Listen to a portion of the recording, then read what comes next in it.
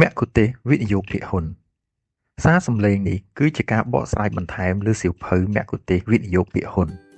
អញ្ចឹងខ្ញុំបានទទួលសំណួរច្រើនដែរទាក់ទងជាមួយនឹងវិនិយោគិនថ្មីដែលគាត់សួរថាឬក៏អ្នកដែលមិនធ្លាប់វិនិយោគពីមុនតែទៅសួរថាតើអ្វីទៅជាភាគហ៊ុនមែនតើទៅភាគហ៊ុនហ្នឹងគឺជាចំណែករបស់ក្រុមហ៊ុនអញ្ចឹងភាគហ៊ុនហ្នឹងយើងអាចទិញបាននៅពេលដែលម្ចាស់ក្រុមហ៊ុនគាត់យកមកលក់នៅលើទីផ្សារភាគហ៊ុនយើងហៅថាជាភាគហ៊ុនហ្នឹងហើយនៅពេលដែលយើងទិញបានភាគហ៊ុនក្រុមហ៊ុនហ្នឹងយកមកកាន់កាប់មានន័យថាយើងខ្លាយជាម្ចាស់ក្រុមហ៊ុនហ្នឹងដែរហើយមានសំណួរសួរទៀតថាខ្លាយជាម្ចាស់ក្រុមហ៊ុនហ្នឹងមានសិទ្ធិប៉ុណ្ណាដែរអញ្ចឹងសិទ្ធិហ្នឹងគឺស៊ីសងទៅតាមចំណែកក្រុមហ៊ុនដែលយើងកាន់កាប់ហ្នឹងភាគហ៊ុនដែលយើងកាន់កាប់ហ្នឹងបើយើងកាន់កាប់ភាគហ៊ុនកាន់តែច្រើនសិទ្ធិអំណាចជាម្ចាស់ក្រុមហ៊ុននៅក្នុងក្រុមហ៊ុនមួយហ្នឹងក៏កាន់តែខ្លាំងប៉ុណ្ណឹងដែរហើយទី2តើអត្ថប្រយោជន៍ពីការវិនិយោគលើភាគហ៊ុនហ្នឹងមានអីខ្លះអញ្ចឹងការអត្ថប្រយោជន៍នៃការវិនិយោគលើភាគហ៊ុនមាន2ធំទី1គឺចំណេញមូលធនអ្វីទៅជាចំណេញមូលធននេះគឺជាប្រាក់ចំណេញពីការលក់ភាគហ៊ុនឧទាហរណ៍ថាបើយើងទិញភាគហ៊ុនកំពង់ផែស្វយ័តក្រុងភ្នំពេញកាលហ្នឹងឆ្នាំ2018តម្លៃត្រឹមតែ5200រៀលទេហើយដល់ឆ្នាំ2021ថ្លៃភាគហ៊ុនកំពង់ផែហ្នឹងក៏ឡើងទៅដល់16780រៀលអញ្ចឹងអានេះយើងនិយាយថាប្រាក់ចំណេញគឺយើងចំណេញប្រហែលជា10000រៀលនៅក្នុងមួយហ៊ុនហើយបើយើងគិតជាភាគរយទៅគឺចំណេញហ្នឹងគឺ200%បាទត្រឹមរយៈពេលត្រឹមតែ3ឆ្នាំទេគឺឃើញថាកំណើនមូលធនសម្រាប់ក្រុមហ៊ុនកំពង់ផែស្វយ័តក្រុងភ្នំពេញហ្នឹងគឺកើនឡើងខ្ពស់មែនទែនចឹងហើយបានជាមានការស្រាវជ្រាវមួយហ្នឹងបង្ហាញថាការវិនិយោគលើភាគហ៊ុនហ្នឹងគឺជាការវិនិយោគមួយដែលអាចទទួលបានផលចំណេញច្រើនជាងគេបើប្រៀបធៀបជាមួយនឹងការវិនិយោគទៅលើសញ្ញាបត្រឬក៏ការវិនិយោគទៅលើឧបករណ៍និស្សិតអីផ្សេងទៀតហ្នឹងបាទហើយទី2គឺចំណេញភាគលាភក្រៅពីមូលធនហើយអ្នកវិនិយោគលើភាគហ៊ុនទទួលបានចំណេញមួយទៀតហ្នឹងគឺជាការចែកភាគលាភពីក្រុមហ៊ុនអញ្ចឹងបើយើងប្រៀបធៀបជាមួយនឹងមូលបត្របំណុលទៅគឺមូលបត្របំណុលបើយើងវិនិយោគទទួលបានការប្រាក់រៀងរាល់ឆ្នាំភាគហ៊ុនយើងទិញទៅយើងអាចទទួលបានភាគលាភស្តៀងនឹងការប្រាក់របស់សញ្ញាបត្រដែរគ្រាន់តែវាខុសគ្នាត្រង់ថាភាគលាភហ្នឹងវាមានអត្រាជាទូទៅវាមានអត្រាទាបជាងការប្រាក់របស់សញ្ញាបត្រហើយក្រុមហ៊ុនអាចមានសិទ្ធិមិនចែកភាគលាភទៅបានខណៈដែលសញ្ញាបត្រគឺក្រុមហ៊ុនមានកាតព្វកិច្ចត្រូវតែចែករៀងរាល់ឆ្នាំអញ្ចឹងនេះគឺជាផលប្រយោជន៍ធំពីរនៅសម្រាប់វិនិយោគិនដែលចាប់ផ្ដើមវិនិយោគលើភាគហ៊ុនបើការវិនិយោគលើភាគហ៊ុនល្អអញ្ចឹងដូចខ្ញុំនិយាយអញ្ចឹងតើពួកគាត់ត្រូវយកប្រាក់ទាំងអស់មកវិនិយោគលើភាគហ៊ុនហ្នឹងដែរទេអញ្ចឹងអ្វីដែលខ្ញុំនិយាយខាងដើមហ្នឹងមិនមែនមានន័យថាបងប្អូនគួរតែបដោតលើការវិនិយោគភាគហ៊ុនតែមួយមុខនោះទេអញ្ចឹងណាអញ្ចឹងវាអាស្រ័យដែរថាតើចំណូលបានថាប្រាក់ចំណូលក្រោយចំណាយរបស់យើងប្រចាំខែតើយើងសល់ប្រមាណព្រោះរាល់ការវិនិយោគទាំងអស់វាត្រូវការដើមទុននៅពេលវេលាបើយើងចង់វិនិយោគតើយើងមានដើមទុនបំរុងដែលនៅសល់តែអាចយកមកវិនិយោគបានអញ្ចឹងហើយយើងលើកករណីជាក់ស្ដែងដូចជាបងប្អូននិស្សិតឬក៏ជាសិស្សមិនថាគាត់ជាសិស្សក្តីក៏គាត់អាចវិនិយោគបានដែរឲ្យតែគាត់មានអាយុ15ឆ្នាំហើយគាត់មានបរិញ្ញាបត្រសញ្ជាតិខ្មែរគឺគាត់អាចស្នើសុំធ្វើបើកគណនីជួញដូរបានហើយអញ្ចឹងយើងដឹងថាបងប្អូនដែលជានិស្សិតឬក៏សិស្សហ្នឹងគាត់មានលុយសល់ប្រចាំខែអ្នកខ្លះមានសល់មួយចំនួនដែរក្រោយការចំណាយប្រចាំខែហ្នឹងតែវាមិនច្រើនប្រហែលជាអាចថាសល់$10ឬក៏$20ឬក៏$30គឺគាត់អាចចាប់ផ្ដើមវិនិយោគជាមួយផ្សារហ៊ុនបានហ្នឹងហើយសម្រាប់ទំហំទឹកប្រាក់ប៉ុណ្ណឹងមិនដឹងថាយកទៅវិនិយោគអីកើតគឺគាត់អាចចាប់ផ្ដើមកសាងទម្លាប់ល្អមួយនេះគឺចាប់ផ្ដើមវិនិយោគជាមួយនឹងផ្សារហ៊ុនប៉ុន្តែបើសម្រាប់បងដែលជាបុគ្គលិកនយោជកឬក៏បងដែលមានមុខរបរឲ្យខ្លួនឯងហ្នឹងយើងប្រហែលជាបានសល់លុយហើយយើងបានវិនិយោគទៅលើវិស័យមួយចំនួនហើយដូចជាវិស័យអចលនទ្រព្យដូចជាទិញមាសយើងក៏អាចសម្លឹងមកវិនិយោគនៅលើផ្សារមូលបត្របានដែរយើងព្យាយាមធ្វើម៉េចឲ្យការវិនិយោគរបស់យើងនឹងវាសម្បូរបែបដើម្បីកាត់បន្ថយហានិភ័យបើយើងយកលុយយើងទៅដល់យកទៅដាក់នៅអចលនទ្រព្យឬក៏យកលុយយើងទៅដល់ទៅទិញមាសអញ្ចឹងការវិនិយោគរបស់យើងនឹងវាអត់មានភាពសម្បូរបែបវាធ្វើឲ្យហានិភ័យខ្ពស់ជាក់ស្ដែងដូចជាករណីនៅពេលដែលអចលនទ្រព្យជាប់គាំងអីចឹងទៅអាហ្នឹងធ្វើឲ្យយើងពិបាកក្នុងការបង្វិលសាច់ប្រាក់មកវិញបើមិនជាយើងបង្ខំចិត្តលក់ឲ្យត្រូវតែបានសាច់ប្រាក់មកវិញវាធ្វើឲ្យយើងខាតដើមអីចឹងទៅហ្នឹងហើយអញ្ចឹងគោលបំណងនៃការដែលខ្ញុំ និយាយខាងដើមចង់បង្ហាញឲ្យបងប្អូនបានយល់ពីអត្ថប្រយោជន៍នៃការវិនិយោគលើភាគហ៊ុនហើយចង់ប្រាប់ថាក្រៅពីអ្វីដែលយើងកំពុងតែវិនិយោគហ្នឹងយើងអាចមានការវិនិយោគលើភាគហ៊ុនមួយទៀតដែលជាជំរើសសម្រាប់បងប្អូនធ្វើការវិនិយោគបន្ថែមព្រោះការដែលយើងបំបែកដើមទុនទៅវិនិយោគលើច្រើនវិស័យហ្នឹងវាជួយកាត់បន្ថយហានិភ័យបានច្រើនមែនតើហើយការទិញភាគហ៊ុននេះនៅពេលដែលយើងកាន់កាប់ភាគហ៊ុនយើងមានសិទ្ធិជាម្ចាស់របស់ក្រុមហ៊ុននឹងរហូតបានន័យថាយើងអត់ចង់លក់ហ៊ុនហ្នឹងនៅតែក្រោមសិទ្ធិរបស់យើងនៅតែក្រោមឈ្មោះរបស់យើងហើយបើយើងចង់ផ្ទេរទៅឲ្យកូនក្មួយណាដូចមរតកចឹងក៏យើងអាចផ្ទេរបានដែរដូចអាចផ្ទេរបានដរាបណាឲ្យតែក្រុមហ៊ុនហ្នឹងគាត់នៅរស់ស៊ីនៅមានដំណើរការគឺភាគហ៊ុនហ្នឹងយើងអាចកាន់កាប់បានរហូតតកូនតចៅហើយចំណុចសំខាន់មួយទៀតនោះបើយើងចេះវិនិយោគបែបសន្សំបានន័យថាយើងមិនមែនវិនិយោគត្រូវការប្រាក់ចំណេញនៅក្នុងរយៈពេលខ្លីទេយើងចេះសន្សំយើងចេះអត់ធ្មត់ភាគហ៊ុនក៏អាចជួយឲ្យយើងខ្លាយជាអ្នកមានបានដែរហ្នឹងហើយខ្ញុំបានទទួលការចែកម្លែកពីបងប្រុសម្នាក់ដែលគាត់បានចូលរួមកម្មវិធីថ្ងៃមុននោះថាគាត់ស្គាល់មនុស្សម្នាក់ដែលគាត់ខ្លាយជានិយាយថាខ្លាយជាសេដ្ឋីឬក៏អ្នកមានហ្នឹងពីការវិនិយោគភាគហ៊ុនហ្នឹងដែលគាត់ទិញហ្នឹងភាគហ៊ុនហ្នឹងនៅតម្លៃប្រហែលជា$2ទេប៉ុន្តែ30ឆ្នាំក្រោយមកវាក៏ឡើងទៅក្នុងមួយភាគហ៊ុនវាទៅ$500អញ្ចឹងក៏ជួយឲ្យគាត់ខ្លាយជាអ្នកមានអញ្ចឹងបើយើងចេះវិនិយោគបែបសន្សំបែបហ្នឹងហើយយើងចេះអត់ធ្មត់ការវិនិយោគលើភាគហ៊ុននេះរយៈពេលវែងវាអាចជួយឲ្យយើងខ្លាយជាអ្នកមានបានដែរពីព្រោះការប្រាក់ចំណេញពីការវិនិយោគភាគហ៊ុនហ្នឹងវាអត់មានដែនកំណត់ទេហ្នឹងហើយវាមិនអាចកំណត់បានទេវាអាចធំជាងអ្វីយើងគិតអញ្ចឹងសប្តាហ៍ថ្ងៃនេះយើងមានក្រុមហ៊ុនទាំងអស់ចំនួន11ដែលជាក្រុមហ៊ុនចុះបញ្ជីនៅលើផ្សារមូលបត្រកម្ពុជាឬក៏យើងស្គាល់ថាជាផ្សារហ៊ុនហ្នឹងក្នុងហ្នឹងគឺមាន9ក្រុមហ៊ុនដែលចុះបញ្ជីនៅលើផ្សារគោលហើយមាន2ក្រុមហ៊ុនទៀតដែលចុះបញ្ជីនៅលើផ្សារកំណើនអញ្ចឹងផ្សារគោលនិងផ្សារកំណើនហ្នឹងខុសគ្នាត្រង់ថាផ្សារគោលហ្នឹងជាប្រភេទក្រុមហ៊ុនធំឬក៏ជាក្រុមហ៊ុនដែលកាន់កាប់ដោយរដ្ឋខណៈពេលដែលផ្សារកំណើនហ្នឹងគឺជាក្រុមហ៊ុនខ្នាតតូចនិងមធ្យមដែលយើងស្គាល់ថាជា SME ហ្នឹងហើយបើយើងសួរថាតើផ្សារទាំងពីរហ្នឹងរវាងផ្សារគោលនិងផ្សារកំណើនហ្នឹងតើក្រុមហ៊ុននៅលើផ្សារមួយណាដែលមានសុវត្ថិភាពជាងចម្លើយគឺផ្សារគោលហើយព្រោះផ្សារគោលគឺជាក្រុមហ៊ុនធំគាត់រស់ស៊ីនៅក្នុងវិស័យរបស់គាត់យូរឆ្នាំអញ្ចឹងគាត់មានស្ថិរភាពខាងហិរញ្ញវត្ថុគណៈគ្រប់គ្រងគាត់ក៏ជាអ្នកមានសមត្ថភាពទៅក្នុងការដឹកនាំក្រុមហ៊ុនទៅបានយូរពោពេញទៅបទពិសោធន៍ប៉ុន្តែបើយើងនិយាយអំពីការលូតលាស់វិញក្រុមហ៊ុនខ្នាតតូចនិងមធ្យមដែលនៅលើផ្សារកំណើនគឺរីកលូតលាស់លឿនជាងនឹងព្រោះគាត់នៅខ្នាតតូចដល់ឡើយអញ្ចឹងទំហំនៃការរីកលូតលាស់របស់គាត់លឿនជាងក្រុមហ៊ុនធំៗព្រោះក្រុមហ៊ុនធំៗគាត់អាចនិយាយថាគាត់ដល់កម្រិតមួយដែលការរីកចម្រើនរបស់គាត់យើងចាប់ផ្ដើមថមថយអញ្ចឹងបើសិនជាយើងចង់វិនិយោគបែបសុវត្ថិភាពយើងសម្លឹងមើលក្រុមហ៊ុននៅលើផ្សារគោលដែលមាន9ក្រុមហ៊ុនហើយត្រូវចាំថាបើយើងជ្រើសរើសយកហានិភ័យទាបផលចំណេញក៏វាទាបទៅតាមនឹងដែរអញ្ចឹងណាហើយបើសិនយើងចង់បានផលចំណេញច្រើនសម្លឹងមើលក្រុមហ៊ុននៅលើផ្សារកំណើនហ្នឹងហើយបើសិនជាយើងចង់ធ្វើពិពិធកម្មឲ្យល្អហ្មងគឺអ្នកជំនាញនៅក្នុងការវិនិយោគភាគហ៊ុនគេលើកទឹកចិត្តឲ្យយើងវិនិយោគឲ្យបាន20ក្រុមហ៊ុនក្នុងវិស័យខុសគ្នាអញ្ចឹងរាល់ថ្ងៃនេះក្រុមហ៊ុនទាំង11គឺស្ថិតនៅក្នុងវិស័យខុសគ្នាអញ្ចឹងបើអាចបានយើងទិញទាំងអស់ហ្មងទៅហ្នឹងហើយទិញទាំងអស់ក៏អត់ដល់20ដែរថ្ងៃក្រោយទៅមាន9ក្រុមហ៊ុនចូលទៀតទិញថែម9ទៀតទៅឲ្យគ្រប់20ហ្នឹងហើយប៉ុន្តែបើសិនជាថ្ងៃក្រោយទ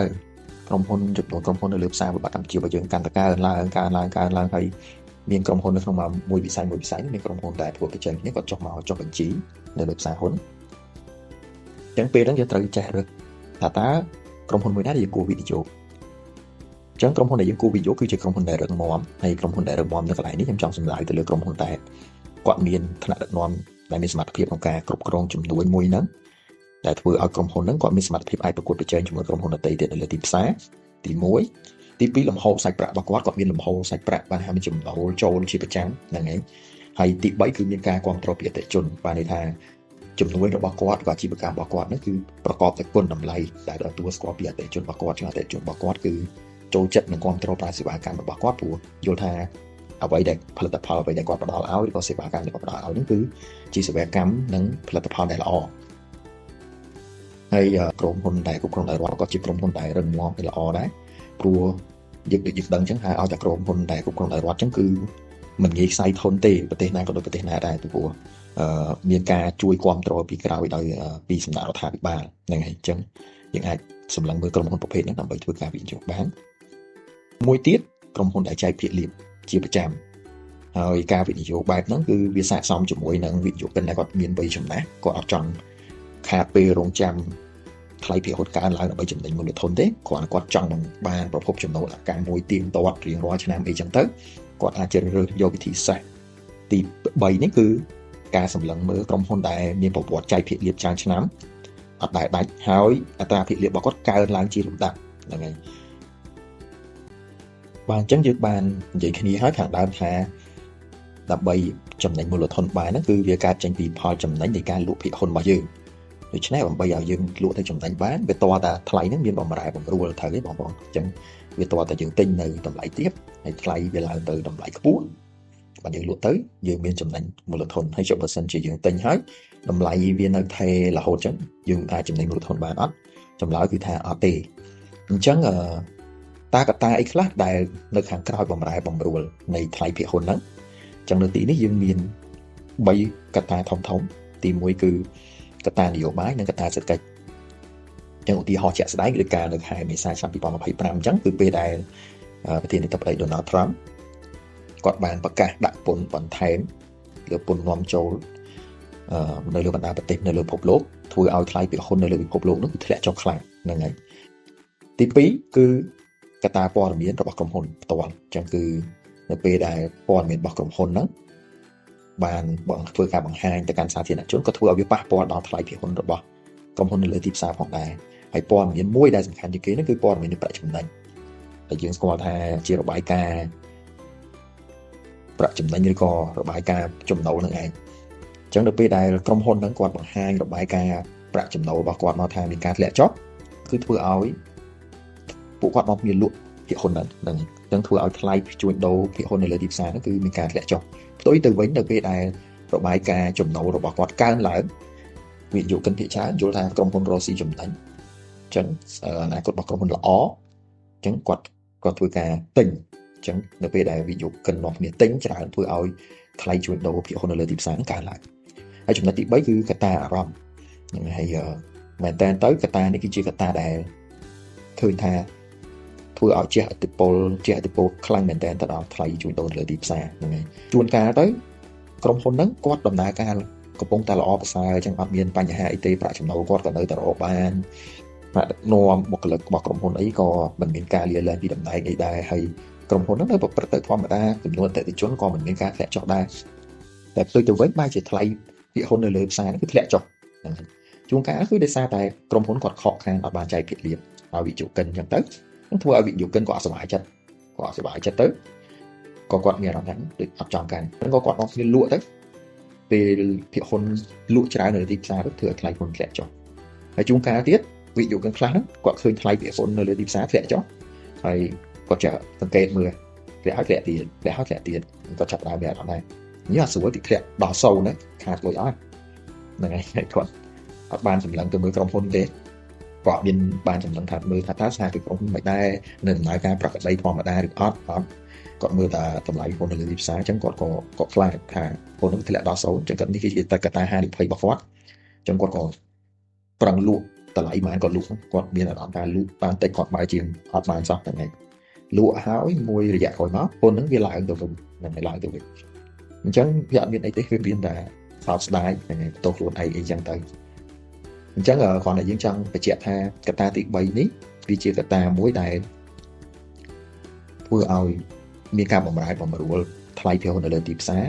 ហើយមួយទៀតបើយើងសិនជាយើងអត់ចេះគ្រប់គ្រងភាពភ័យខ្លាចរបស់យើងទេឬក៏ជួនកាលយើងលោភលន់ខ្លាំងពេកដោយមិនបានសិក្សាស្វែងយល់ពីស្ថានភាពរបស់ក្រុមហ៊ុនដែលយើងកំពុងតែវិនិយោគឲ្យបានច្បាស់លាស់ទេគឺវាធ្វើឲ្យយើងធ្វើការសម្រេចចិត្តលក់ឬក៏ទិញនឹងខុសអញ្ចឹងនេះគឺជាកត្តា3ដែលជាកត្តានាំឲ្យមានបម្រែបម្រួលថ្លៃជួញដូរភាគហ៊ុននៅលើទីផ្សារបាទអញ្ចឹងយើងឈានចូលមកដល់ចំណុចចុងក្រោយរបស់យើងនៅក្នុងសារសម្លេងមួយនេះគឺនិយាយតាក់ទងជាមួយនឹងហានិភ័យអញ្ចឹងមិនថាតែយើងវិនិយោគនៅលើផ្សារហ៊ុនទេទោះបីយើងវិនិយោគនៅលើវិស័យអ្វីក៏ដោយសូមបងប្អូនចងចាំថារាល់ការវិនិយោគទាំងអស់សុទ្ធតែមានហានិភ័យហើយហានិភ័យនិងផលចំណេញហ្នឹងគឺវាដូចជា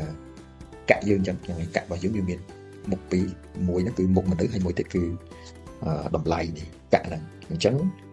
ហានិភ័យជាមួយនឹងផលចំណេញហ្នឹងគឺវានៅជាគូគ្នាអញ្ចឹងវាអាចបំបែកចេញពីគ្នាបានទេហានិភ័យតិច ចំណេញតិចហានិភ័យខ្ពស់ចំណេញច្រើនហ្នឹងហើយហើយមនុស្សភាគច្រើនមុនឆ្នាំ2019ហ្នឹងគិតថាវិនិយោគលើអចលនទ្រព្យហ្នឹងមានសុវត្ថិភាពហើយតម្រូវការរបស់អចលនទ្រព្យហ្នឹងគឺមានជានិច្ចចឹងគាត់គិតថាដីមនុស្សកើតតែដីអត់កើតទេហ្នឹងហើយតែគិតត្រឹមពេលនេះឆ្នាំ2025មានម្ចាស់ផ្ទះម្ចាស់ដីខ្លះហ្នឹងបង្ខំចិត្តលក់ទឹកខាតអីព្រោះត្រូវការបបិលសាច់ប្រាក់ហ្នឹងហើយដោយសារតែអចលនទ្រព្យវាជាប់វាំងតម្លៃរបស់វាអត់ឡើងសោះហើយមានការផ្គត់ផ្គង់ច្រើនលើទីផ្សារហើយការអចលនទ្រព្យខ្លះហ្នឹងក៏វាអត់មានបង្កើតប្រាក់ចំណូលជាប្រចាំឲ្យយើងបានដែរក្នុងខណៈពេលដែលអ្នកខ្លះក៏មានផ្ទះដែលអាចជួលបានទៅក៏បង្កើតប្រាក់ចំណូលក៏ជាប្រចាំតែអ្នកខ្លះមានស្ដីទៅយកទៅធ្វើអត់បានទេអញ្ចឹងមានតែអត់មានចំណូលទៅមានចំណាយហ្នឹងហើយដកស្មៅដកអីទៅកាប់ឆ្កាអីអញ្ចឹងដើម្បីកុំឲ្យវាសុបទុកអីអញ្ចឹងទៅហ្នឹងឬក៏អ្នកខ្លះទៀតដីគាត់ធំគាត់ជួលគេមើលអញ្ចឹងទៅវាអត់មានចំណូលវាមានតែចំណាយដូចគ្នានឹងដែរការវិនិយោគលើពាក្យហ៊ុនខ្ញុំចង់ប្រាប់ថាវាអត់ខុសពីការវិនិយោគលើអចលនទ្រព្យទេជួនកាលយើងទិញហើយស្រាប់តែថ្លៃហ៊ុនធ្លាក់ចុះវូទៅមកអញ្ចឹងហ្នឹងហើយជួនកាលទៅក្រុមហ៊ុនហ្នឹងក៏យើងសម្លឹងមើលថាយើងចង់វិនិយោគលើពាក្យហ៊ុនសារក្រុមហ៊ុនគាត់ចែកភាគលាភតែដល់ពេលយើងទិញហើយស្រាប់គាត់ខកខានអត់បានចែកអីអញ្ចឹងទៅហ្នឹងហើយអញ្ចឹងវាមិនមែនជាស្ថានភាពអចិន្ត្រៃយ៍ទេដោយអចលនទ្រព្យអញ្ចឹងវាក៏អាចជាប់គាំងអញ្ចឹងរហូតដែរអញ្ចឹងណាមករយៈនេះឃើញថាវិស័យអចលនទ្រព្យនេះវាកំពុងតែកែប្រែល្អប្រសើរពីមួយថ្ងៃទៅមួយថ្ងៃពីមួយថ្ងៃទៅមួយថ្ងៃហើយភាគហ៊ុនដូចគ្នាហ្នឹងវាគង់តែពេលវាចុះដល់វាគង់តែឡើងមកវិញទេតារាបណាឲ្យតែក្រុមហ៊ុនគាត់អត់ខ្សែធនទេគឺយើងធានច្បាស់ក្នុងចិត្តថាភាគហ៊ុនហ្នឹងអត់អាចធ្លាក់ដល់0ទេហ្នឹងហើយវិធីតែមួយគត់ដែលអាចជួយកាត់បន្ថយហានិភ័យបានគឺជាយើងអភិវឌ្ឍចំណេះដឹងរបស់យើងជាប្រចាំហ្នឹងហើយដើម្បីឲ្យយើងអាចចេះវិភាគក្រុមហ៊ុននៅពេលយើងចេះវិភាគក្រុមហ៊ុនទៅការវិនិយោគរបស់យើងក៏មិនសូវប្រថុយប្រថានដែរអញ្ចឹងវាជួយកាត់បន្ថយហានិភ័យប្រៀបបាននឹងយើងបើកបររាល់ថ្ងៃនៅលើផ្លូវអញ្ចឹងយើងស្វែងយល់ពីស្លាកសញ្ញាចរាចរណ៍យើងព្យាយាមរៀនបើកបរបានត្រឹមត្រូវវិជ្ជាចកូតរបៀបបត់របៀបផ្ដល់ភ្លើងសញ្ញាមុនបត់អីផ្សេងៗហ្នឹងគឺយើងព្យាយាមរៀនដើម្បីកាត់បន្ថយគ្រោះថ្នាក់ចរាចរណ៍ហ្នឹងហើយបើយើងអត់រៀនទេយើងបើកតាមតែចិត្តយើងនឹកឃើញគឺអត្រានៃការមានគ្រោះថ្នាក់ចរាចរណ៍ខ្ពស់ចឹងដូចគ្នាដែរវិធីដែលកាត់បន្ថយហានិភ័យក្នុងការបាត់បង់ដើមទុនរបស់យើងហ្នឹងគឺបងប្អូនត្រូវតែព្យាយាមអភិវឌ្ឍចំណេះដឹងរបស់បងប្អូនជាប្រចាំបាទហើយមកដល់ទីបញ្ចប់នៃសារចំណេញរបស់យើងហើយខ្ញុំសូមអរគុណបងប្អូនទាំងអស់គ្នាដែលចំណាយពេលវេលាតាមដានតាំងពីដើមរហូតដល់ចប់ហើយយើងនឹងបន្តចេញសារសម្លេងបែបហ្នឹងទៀតដើម្បីចែករំលែកនៅប្រធានបទល្អៗមួយចំនួនដើម្បីបងប្អូនអាចជាផ្នែកមួយអាចជួយឲ្យបងប្អូនអភិវឌ្ឍចំណេះដឹងទៅលើការវិនិយោគលើភាគហ៊ុនរបស់បងប្អូនទាំងអស់គ្នាបានជាចុងក្រោយខ្ញុំបាទសូមអរគុណ